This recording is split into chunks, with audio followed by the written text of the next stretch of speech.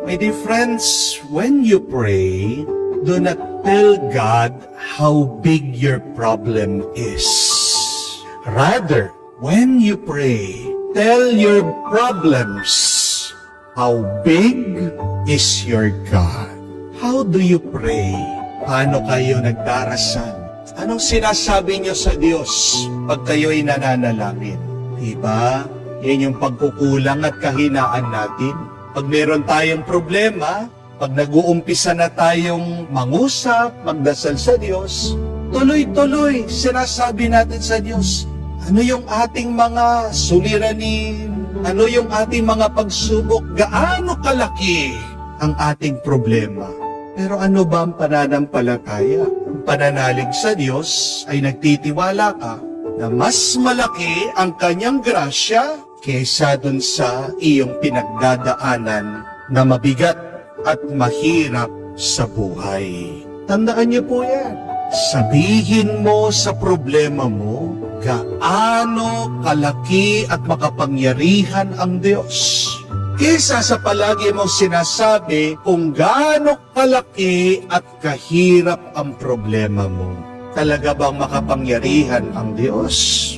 Oo naman. Basahin niyo po ang Biblia. The Bible gives us a proof of how strong, big, and powerful is our God. Who is this God that we believe? Hindi ba siya yung Diyos na kayang patigilin ang dagat para makadaan si Moises at ang kanyang bayan? Sino ang Diyos ang ating pinaniniwalaan? Kung hindi ang Diyos na kaya niyang sirain ang matataas na pader ng Jericho para makalusob at makapasok ang kanyang hinirang pinili si Joshua. Sino makapangyarihan Diyos kung hindi ang Diyos na kaya niyang isara, itikom ang bibig ng mga leyon para hindi nila kainin, kagatin at lapain ang propeta na si Daniel? Sino makapangyarihan Diyos kung hindi ang Diyos na kaya niyang talunin ang higanteng si Goliath para manalo ang maliit na pinili niyang magiging hari na si David? Sino makapangyarihan nating Diyos? Walang iba kung hindi ang Ama ni Jesus na kaya niyang talunin mismo ang kamatayan, na kayang magbigay ng buhay mula sa kamatayan. Sinong ating Diyos? Siya ang Diyos na kaya niyang magpalakas, makagawa ng milagro kung mananatili ka lang sa Kanya. Ano ang sinasabi? Philippians chapter 4, verse 13. I can do all things in Christ who strengthens me. Tandaan niyo po yan. Kaya mong gawin ang lahat kung nasa iyo si Kristo na nagpapalakas sa iyo. Take note, lahat ng bagay. Hindi niya sinabing kakaunting bagay. Hindi niya sinabing posibleng bagay. Sinabi niya lahat ng bagay. Imposible, mahirap, mabigat, nakakamangha, kaya mong gawin kung nasa iyo si Kristo. Tanungin natin ang ating sarili.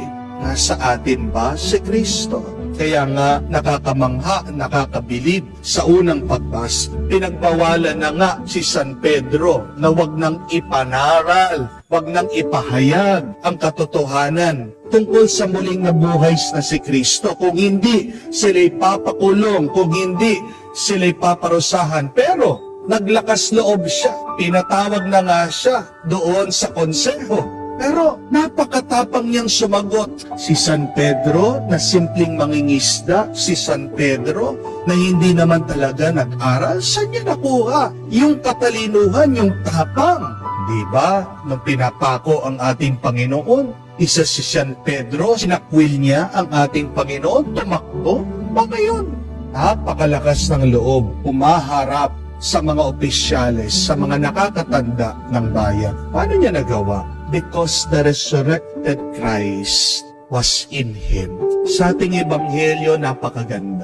Nagpakita na nga ang muling nabuhay na Panginoon kay Maria Magdalena sa 2 alagad. Pero yung mga apostoles nananatiling ayaw maniwala, nagdududa. Mismo ang ating Panginoon, siya na nga ilumitaw, nagpakita, pinagalitan sila, pero ito yung nakakamangha at napakagandang detalye sa Ebanghelyo. Kahit na meron silang pagdududa, kahit na mahina ang kanilang pananampalataya, nagpakita pa rin siya at pinagkatiwalaan sila sa isang misyon. What is this telling us? That even disbelief, even doubt cannot stop God. Kung nga yung dagat, hindi niya kayang pigilan ng Diyos. Kung nga yung mga malalaking pader, walang kwenta sa Diyos. Kung nga yung mga leon, yung higante, ay natalo ng Diyos. Kahit ikaw meron kang pagdududa, kahit na mahina ang iyong pananampalataya, magbibigay pa rin ng kapangyarihan ang Diyos sa iyo. Ang kailangan lang ay kakaunting pananampalataya. Di ba? Yun naman ang sabi ng Panginoon sa atin. If you have faith the size of a mustard seed, you can say to this mountain, move. You can say to the tree, move. It will move. Oo, dumadaan tayo sa mga panahon na kahinaan. Oo, meron tayong pagdududa. Oo, minsan nararamdaman natin malaki, utang na babayaran natin, nahihirapan na tayo, nakikitungo sa ating mga kamag-anak, kapamilya, dahil sinisiraan tayo, ginagawang mahirap ang ating buhay.